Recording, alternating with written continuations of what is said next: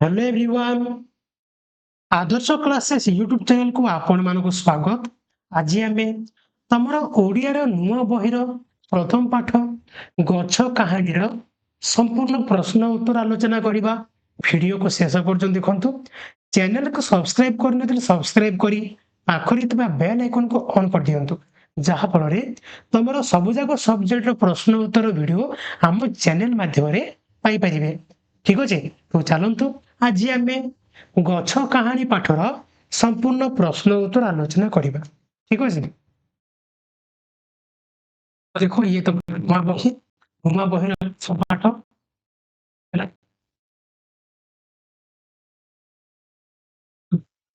प्रथम क्वेश्चन कौन देछि गछटी नरम गलारे काहाकू कहूचे। गछटी नरम गलारे काहाकू कहूचे। गछटी पर नरम गलारे मनीष भाई कहूचे।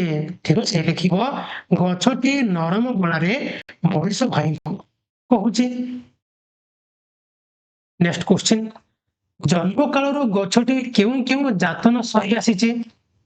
जन्म कालर गछटी खरा वर्षा शीत एवं प्रलयकारी झड़ भली अनेक जातना सही आसीचे।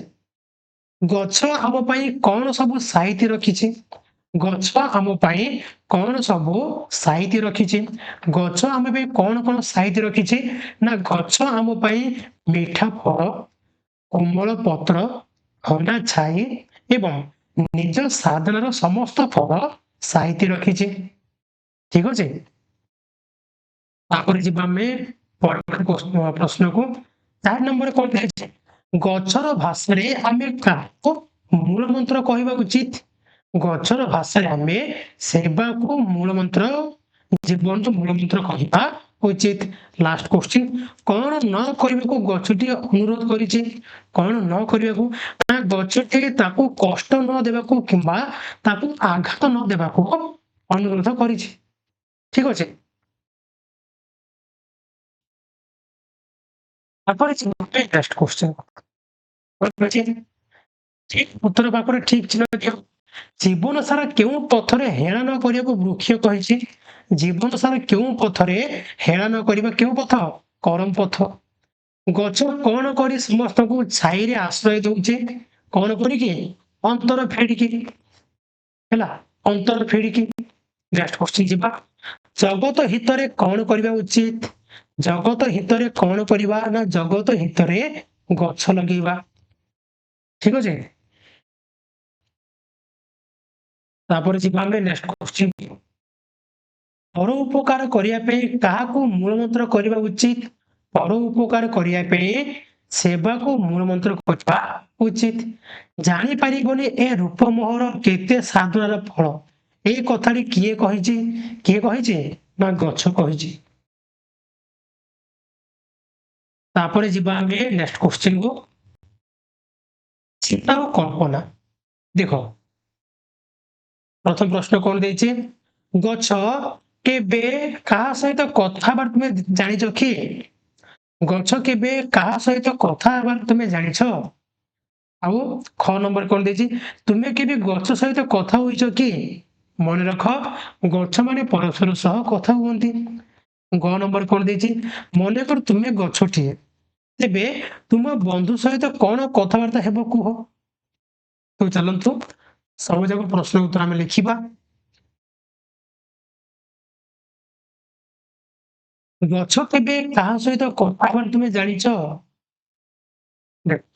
वास्तव जीवन में गछ माने आम भली पार्टी कथा कहते ना किंतु विज्ञान अनुसार गछ माने सेमानक चेर एवं केतेक रासायनिक पदार्थ माध्यम परस्पर संकेत दियंती। यह व्यतीत विभिन्न पुराण रूपकथा एवं कहानी बही रे गछ माने मनुष्य बा पशु पक्षी सह कथा हेबार आमे शुणिचे बा पढ़िचे। बुझा पड़ला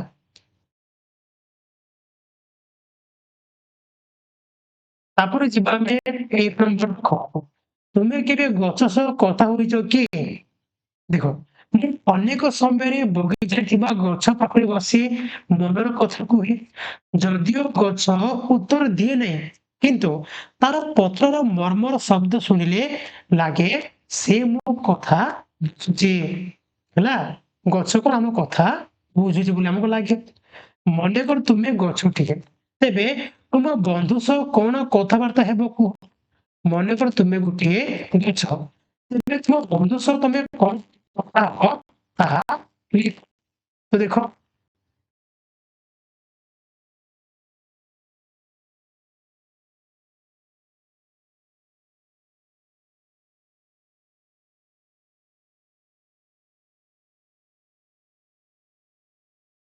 ଦେଖ, ଯଦି ମୁଁ ଗଛଟିଏ ହୋଇଥାନ୍ତି ତେବେ ମୋ ବନ୍ଧୁ ସହିତ ମୋର କଥାବାର୍ତ୍ତା ଏମିତି ହେଇଥାନ୍ତା। କଣ କଣ? ଗଛ, ନମସ୍କାର ବନ୍ଧୁ, ଆଜି ବହୁତ ଖରା ହେଉଛି, ଆସ ମୋ ଛାଇରେ ଟିକେ ବିଶ୍ରାମ ନେଇଯାଅ। ବନ୍ଧୁ କହୁଛନ୍ତି, ଧନ୍ୟବାଦ ବନ୍ଧୁ, ଧନ୍ୟବାଦ ଗଛ ବନ୍ଧୁ, ତୁମ ଛାଇ ବଡ ଶୀତଳ, ତୁମ ଦେହରେ ତ ବହୁତ ମିଠା ମିଠା ଫଳ ଫଳିଛି। ମୁଁ ମାନେ ଗଛ, ହଁ, ଏହି ସବୁ ଫଳ ତୁମମାନଙ୍କ ପାଇଁ ହିଁ ମୁଁ ସାଇତି ରଖିଛି। ତୁମେ ଖାଅ ଏବଂ ମୋର ଅନୁରୋଧ ଟିକେ ରଖିବ କି? ମୋର ଗୋଟିଏ ଅନୁରୋଧ ରଖିବ କି? କଣ? ଦେଖ, ବନ୍ଧୁ, କୁହ କଣ କରିବାକୁ ହେବ? ମୁଁ ମାନେ ଗଛ, ମୋର ଅନ୍ୟ ବନ୍ଧୁମାନଙ୍କୁ ବା ଅନ୍ୟ ଗଛମାନଙ୍କୁ କାଟିବ ନାହିଁ, ବରଂ ମୋ ଛାଇ ପାଖରେ ଆଉ କିଛି ନୂଆ ଚାରା ଲଗାଅ, ଯାହା ଫଳରେ ଆମେ ସମସ୍ତେ ମିଶି ତୁମକୁ ଶୁଦ୍ଧ ବାୟୁ ଓ ସବୁଜ ପରିବେଶ ଦେଇପାରିବ। ବନ୍ଧୁ, ନିଶ୍ଚୟ ମୁଁ ଆଜିଠାରୁ ଗଛମାନଙ୍କର ଯତ୍ନ ନେବି ବୋଲି ଶପଥ କରୁଛି। ଠିକ ଅଛି?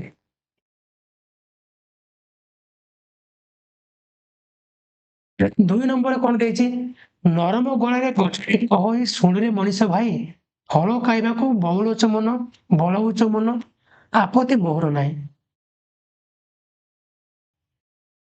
ତ ଉପର ଲିଖିତ କବିତାର ଧାଡିରେ ଗଛଟି ମଣିଷମାନଙ୍କୁ ତା ଦୁଃଖର କଥା ଜଣାଉଛି। ଶେଷରେ ଗଛ ଲଗେଇବା ପାଇଁ ଆମମାନଙ୍କୁ ଶପଥ କରାଉଛି। ହେଲା, ଦିନେ ସକାଳେ ତୁମେ ବୁଲୁଥିବା ବେଳେ ହାତୀ ଛୁଆଟେ ଯାଉଥିବାର ଦେଖିଲ। ହାତୀ ଛୁଆଟି ତୁମକୁ ଦେଖି ଅଟକି ଗଲା, ତୁମେ ବି ଅଟକି ଗଲ। ପରସ୍ପରକୁ କିଛି ସମୟ ଚାହିଁଲ। ଧୀରେ ଧୀରେ ତୁମ ଦୁହିଁଙ୍କ ମଧ୍ୟରେ ବନ୍ଧୁତା ଆସିଲା। ତୁମେ ଦୁହେଁ କଥାବାର୍ତ୍ତା ହେଲ। ତୁମେ ଦୁହେଁ କଣ କଥାବାର୍ତ୍ତା ହେଲ? ବନ୍ଧୁ ମେଳରେ ଆଲୋଚନା କର। ତ ତୁମେ ଆଉ କଣ ତମ ହାତୀ ଛୁଆ କଣ କଣ କଥାବାର୍ତ୍ତା ହେଲ ତାହା ଆଲୋଚନା କର। ତ ଦେଖ, ଦେଖ, ହାତୀ ଛୁଆ ସହ ବନ୍ଧୁତା ଓ କଥାବାର୍ତ୍ତା। ତ ପ୍ରଥମେ ମୁଁ, ନମସ୍କାର ହାତୀ ଛୁଆ ଭାଇ, ତମେ ଏକୁଟିଆ କୁଆଡେ ଯାଉଛ? ଯେ ଛୁଆ କାଟିଦିଅ, ଭଲ ଲାଗୁନି। ନମସ୍କାର ହାତୀ ଭାଇ, ତୁମେ ଏକୁଟିଆ କୁଆଡେ ଯାଉଛ? ହାତୀ ଛୁଆ, ମୁଁ ମୋ ଦଳରୁ ବିଚ୍ଛିନ୍ନ ହୋଇଯାଇଛି, ଖୁବ ଶୋଷ ଲାଗୁଛି। ମୁଁ, ବ୍ୟସ୍ତ ହୁଅନି, ମୁଁ ତୁମକୁ ପାଣି ପିଇବାକୁ ଦେବି ଏବଂ ତୁମ ଜଙ୍ଗଲ ବାଟ ଦେଖେଇ ଦେବି। ହାତୀ ଛୁଆ, ଧନ୍ୟବାଦ ସାଙ୍ଗ, ତୁମେ ବହୁତ ଭଲ। ଆସ ଆମେ ବନ୍ଧୁ ହୋଇ ରହିବା। ଠିକ ଅଛି? ତାପରେ ଯିବା ଆମେ ନେକ୍ସଟ କ୍ୱେଶ୍ଚିନ୍ କୁ। ଭାବ ଓ ଲେଖ। କଣ କଲେ ଆମେ କଣ କଣ କଲେ ଆମ ଧରଣୀ ହତଶ୍ରୀ ହେବ ନାହିଁ? କଣ କଲେ ଆମ ଧରଣୀ ହତଶ୍ରୀ ହେବ ନାହିଁ?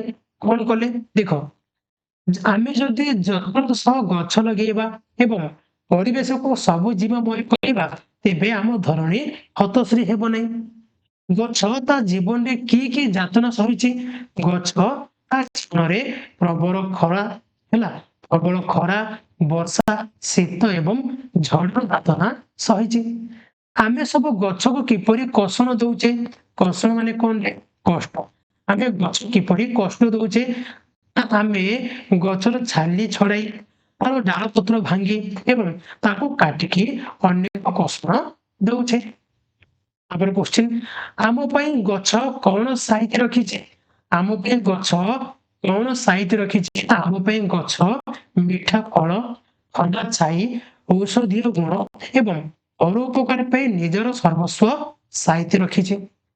ଶେଷ ପ୍ରଶ୍ନ, ଗଛର ଉପକାର ପାଇଁ ତୁମେ କଣ କରିବ? ନା ଗଛର ଉପକାର ପାଇଁ ମୁଁ ନୂଆ ଗଛ ଲଗାଇବି, ଗଛକୁ କାଟିବି ନାହିଁ ଏବଂ ଅନ୍ୟମାନଙ୍କୁ ଗଛ ଲଗେଇବା ପାଇଁ ସଚେତନ କରାଇବି। ହେଲା, तो आज एतिकी प्रश्न उत्तर थाउ नेक्स्ट वीडियो में आउ बाकी प्रश्न उत्तर को आम आलोचना करूँ। आशा करुचे भिडटी निश्चय रूपे भल लगी जदि भल लगी गोटे लाइक करूँ आउ एमती तुम सबुजाक विषय प्रश्न उत्तर भिड पाइबापी चैनल को सब्सक्राइब कर पाखरे बेल आइकन को ऑन कर दिंतु आउ वीडियो को निजर सांग मान शेयर कर दिंतु। आज पुणी देखा नेक्स्ट क्लास रे। धन्यवाद।